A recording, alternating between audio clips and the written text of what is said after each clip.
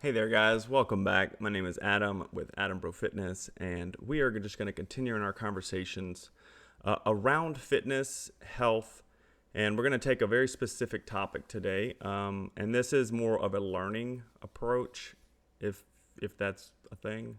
A couple of thoughts before we get into this is I work with people in the nonprofit world, which if you're watching this, you're most likely in that world. You may be watching this in a package that we have used to partner with your ministry, or you're watching on YouTube or in a podcast. But there's a couple of things that we want to focus on when it comes to fitness and longevity. The work of Dr. Peter Attia has been very influential in this for me. You can see him on YouTube or go to his website, peterattia.com. And he works a lot in longevity. And the two factors that I focus on very specifically when it comes to longevity or just helping people get fit is cardiorespiratory fitness, which is your ability to breathe and uptake oxygen well, which has a very strong correlation with longevity.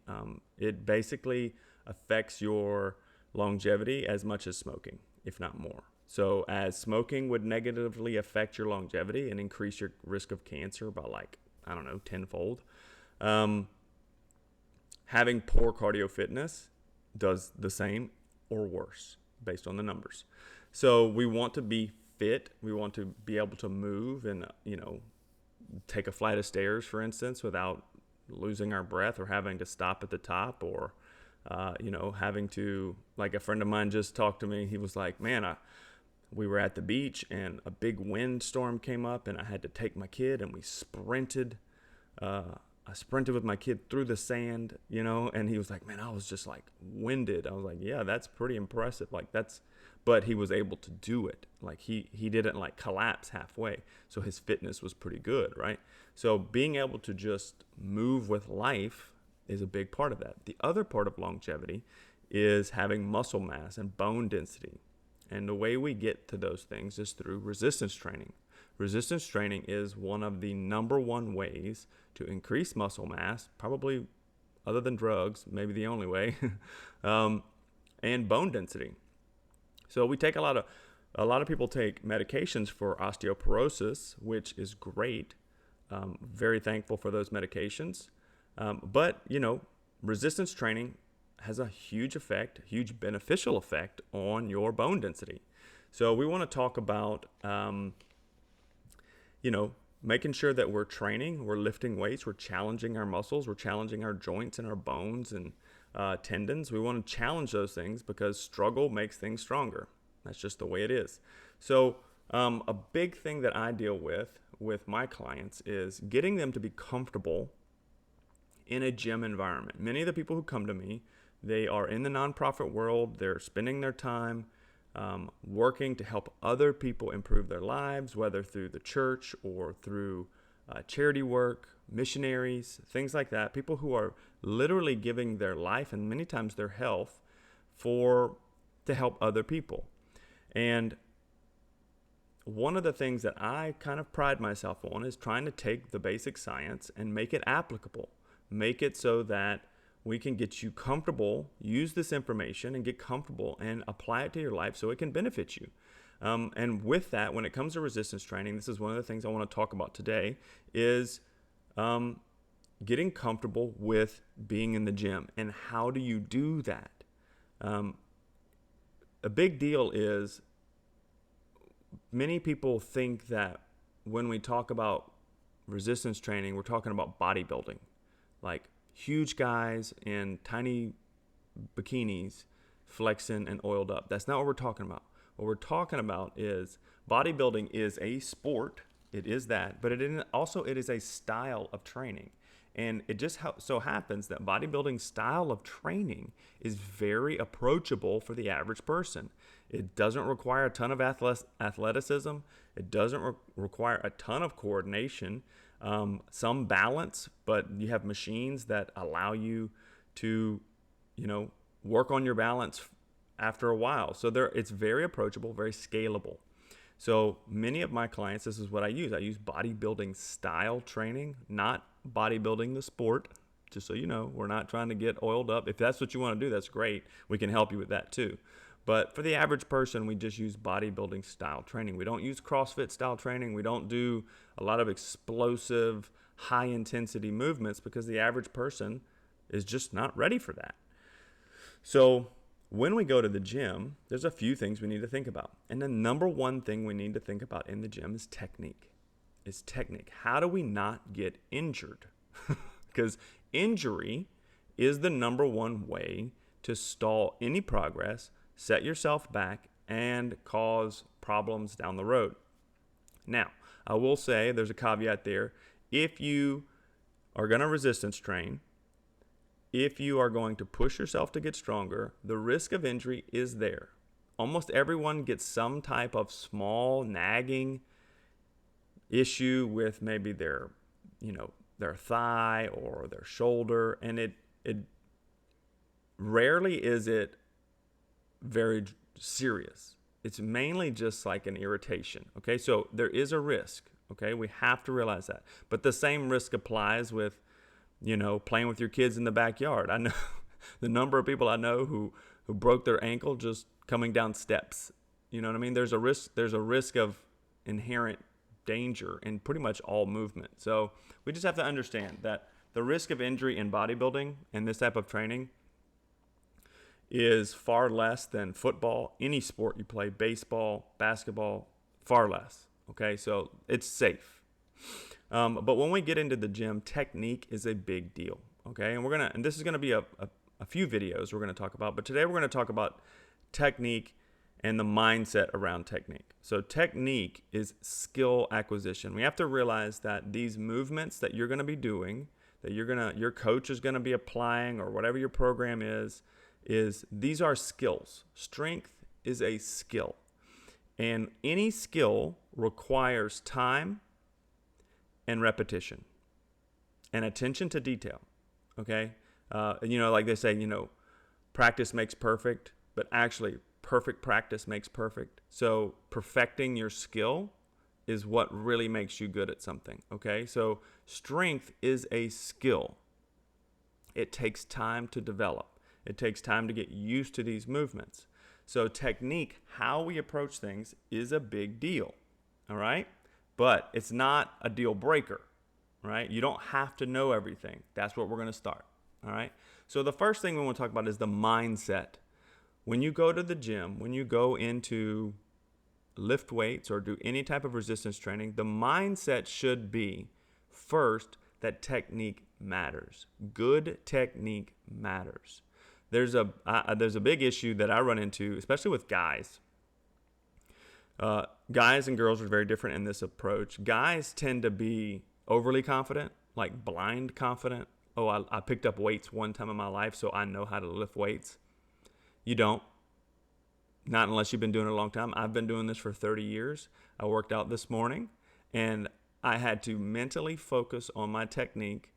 I've been doing the same movements for 30 years, and I still had to focus on my technique, make sure that I was getting into the right positions, because I'm 46 years old. I'm not trying to get injured, but I want to do this for a long time, and I want to be healthy. So technique, skill, rehearsal, practice, it's all there. So good technique matters. Many people go in thinking that they've done this before, so they can just kind of grab the weights and start moving. You still have to have the mindset that good technique matters. Okay, and then other times ladies come in and they're overly nervous many times, and that nervousness takes away from their technique. So we have to be confident enough to try to use good technique as well. So the mindset matters here. Good technique matters, and the mindset also is that you need to just go ahead and be okay with the fact that you're going to constantly have to work on this. You're going to constantly be learning. This is a learning mindset. You have to have, like in martial arts terms, you have to have a white belt mentality. You got to have I'm new to this mentality, and I'm here to learn. I'm always trying to get better and learn. Okay? This is how we avoid being injured, and this is also how we avoid wasting time in the gym. Like, who wants to spend hours a week in the gym and get less results for it? Nobody. Nobody wants to do that. Nobody wants to, just waste time and energy. All right. So you're going to always have the mindset that good technique matters, that you're going to constantly have to work on it. And then 3, you have to be careful to balance the two. You have to balance focusing too much on technique and being like going too light and not pushing your body. Remember, resistance training, you have to have some resistance. Your body has to feel as if it is being asked to grow. Okay? So that implies there has to be a certain level of stimulus.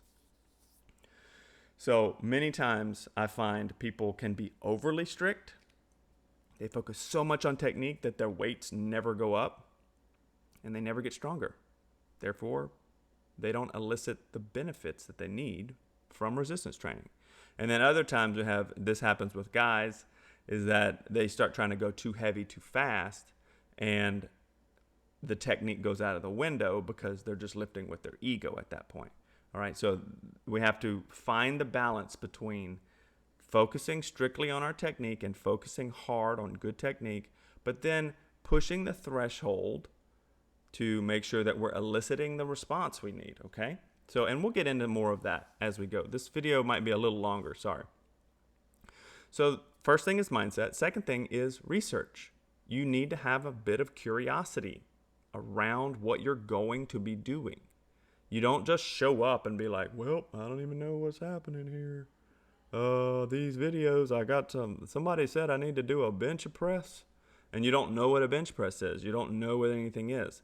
So you need to watch videos. Like if you're training with me, every exercise has a video and like at least some form of example of what's supposed to happen. I also recommend going on YouTube, typing in the exercises in YouTube and finding people who will explain it to you.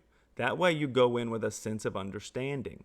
All right? Remember, skill acquisition is a learning process. And you don't just show up to put yourself into a place where you're going to need to grow. You just show up and you just don't know what's going on. One, if you are unprepared, you are preparing to fail. And then 2, if you're arrogant and think you know everything, you're preparing to get injured. Okay?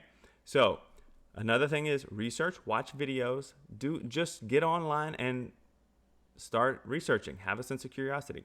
Practice the movements without weight. Try to find the right positions that work for you. All right, I'm going to turn my page here. I got notes because this is a lot of information. Sorry. Practice without weights. Find a comfortable position for your joints. Like if you're going to be doing squats, for instance, you want to make sure that you try to squat without weight first and just see, do my hips feel right? Am I able to like literally go all the way down like I'm supposed to? Or do I hunch over? Or do my hips shoot back? Does it hurt my knees? Why does it hurt my knees? So maybe play with your foot position and practice it. See what's happening. Maybe brace yourself against the table and practice the motion, okay? This is a skill. Being strong doesn't happen by accident, okay? And living a long time safely without much injury doesn't happen by accident, okay? Sorry, I'm drinking my coffee. So we have to practice. You have to have a sense of curiosity. You have to have a sense of learning, okay? Another thing you can do is visualize the movements in your mind. Once you have an idea of what they are, visualize them. When you go into the workout, before you do the movements, visualize it in your mind. This is what I need. This is about where I need to be. Okay? All of this just helps not get injured, and it helps us not waste time. Okay? So first thing is mindset. Always have the mindset that good technique matters. The second thing is come prepared. Know what you're doing. Have an idea of what the movements are. Have an idea of what the challenges is going to be. Number 3 is You don't want to do the fullest range of motion that you can comfortably. Okay? Not everybody can do like full range of motion squats. Not everybody can do full range of motion push-ups, or like this shoulder is a little jacked up after just so many years of lifting weights and doing martial arts and things. I just have these little nagging injuries. So like this shoulder just won't go all the way down. So this is full range of motion for me, all the way up, and this is about all the way down, right? But that's what I have. So what do I not do? I don't start way up here and just do this because this is what's most comfortable, right? Full range of motion matters. Why does it matter? It matters because muscles grow best when they are taken through their full anatomical range of motion, right? If you remember, strength is specific. It's a skill. If you just practice halfway, you get good at halfway. If you sit down a lot, your body gets better at sitting down a lot. Like you just get better at the thing you practice most. So if we want healthy joints, we want healthy muscle growth, we want those muscles to grow through their full range. This keeps us safe. This allows us to be injury resistant, okay? And as we age, we want to make sure that our joints stay healthy. So we need to use them, all right? Full range of motion matters. It also allows you to use lighter weights and elicit a great response. Where some people think you just got to go hard, you got to lift heavy weights. Not necessarily.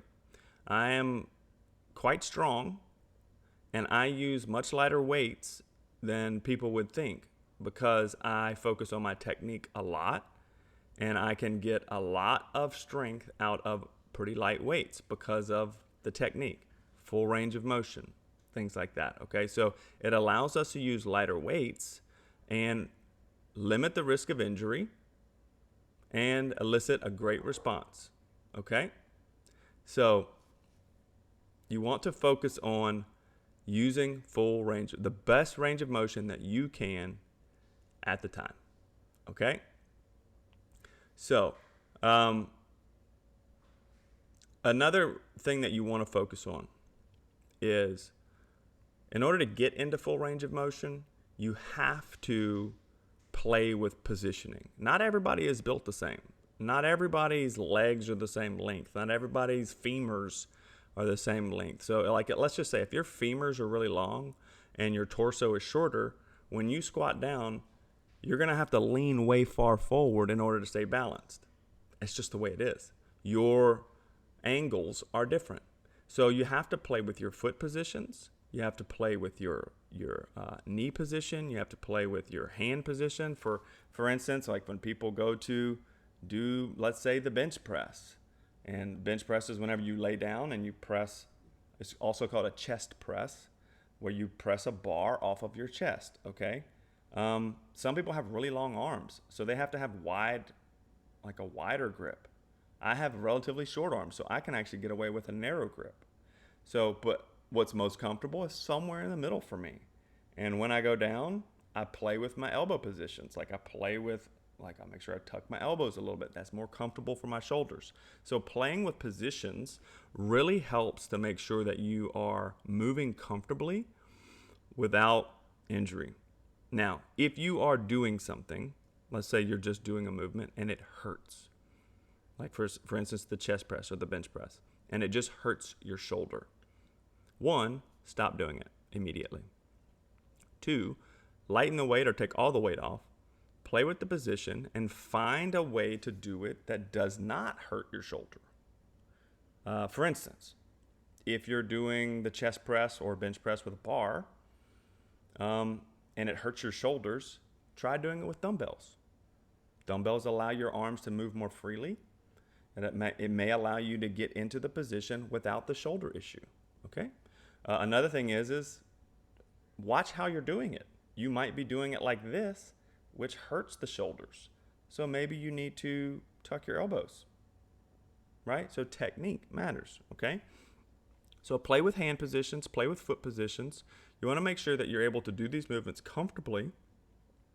Remember, you've watched videos, you've been studying, so you have an idea of what things should look like, but you also want to make sure that you're able to execute it with your anatomy well and comfortable.